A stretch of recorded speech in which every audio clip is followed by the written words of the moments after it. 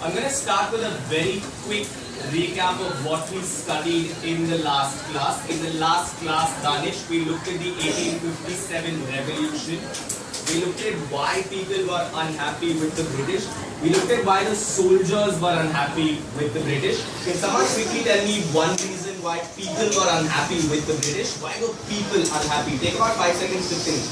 People were unhappy with the British. Really quickly, Yusena, why were people... IDAX. Nitesh, when did we get independence? 1947 is when we got our independence.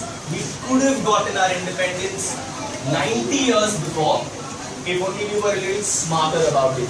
Which is when we got into a debate about, do you think it's better to be smart, Zaidan, or do you think it's better to be brave? Today we're going to continue that debate. What I'm actually going to do is I'm going to give you 3 examples from history where I'm going to tell you where a person has had a choice either to do something brave or to do something that's very smart that may not be brave. 3 situations. The first one has to do with world sports. The second one has to do with the Mahabharata. And the third one has to do with someone called Malala Yousafzai. So when he went for the Tour de France in 1999, he won that race. And the world said, wow, this guy got cancer in 1996. He got cancer. People die of cancer. He overcame cancer. Said, I'm going to win the Tour de France, which is one of the most difficult races in the world. Came back and won it in 1999. Of course, no one knew what he had done. He was very smart about it, so other people didn't find out. Cheater, and then no one will remember.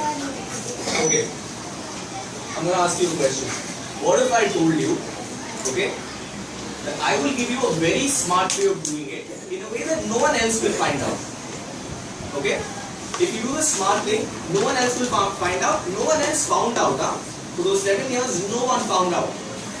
If I tell you that, will you still do the brave thing or will you do the smart thing? I'm telling you, if you do the smart thing, other people won't find out.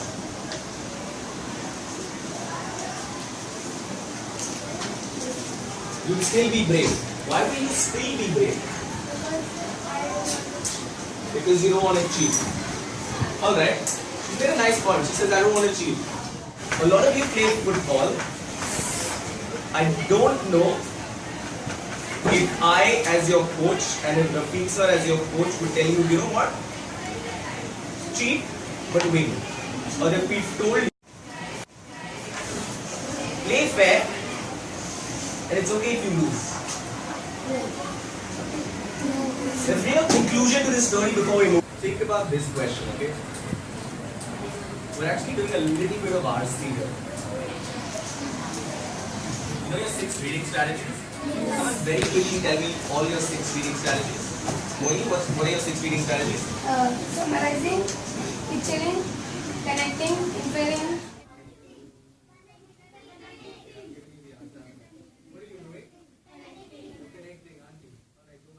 He drop his weapons, we can kill him. Yudhishthira says, I'm never going to lie. So Krishna does something smart. He finds an elephant whose name is also Ashwathama. He calls Bhim and he tells Bhim, go kill that elephant named Ashwathama. And Bhim does that. So he kills the elephant, he comes back and he says, Yudhishthira, Ashwathama is dead. So now you go tell Drona. You don't have to tell Drona that Ashwathama, your son, is dead. All you have to do is you have to tell him, Ashwathama is dead. What Drona has to do, he'll do. He'll figure it out. So this way, is Yudhishthira lying? No. He's not lying. Smart different Drona easily, and we are brave. We find it hard to kill Drona, and maybe we use the. But isn't there a lot of this thing in being brave as well? Like, don't you think you should be brave? Smart people plan things. Brave people direct. If they fight together, they direct fight. But smart people plan how we will fight behind. And if we are smart, we can plan and attack. So we will win the war. And if we are brave, we maybe lose the the war, and in 6 chapters, uprising of 1857, Indian people attacks the British. They are brave, but they are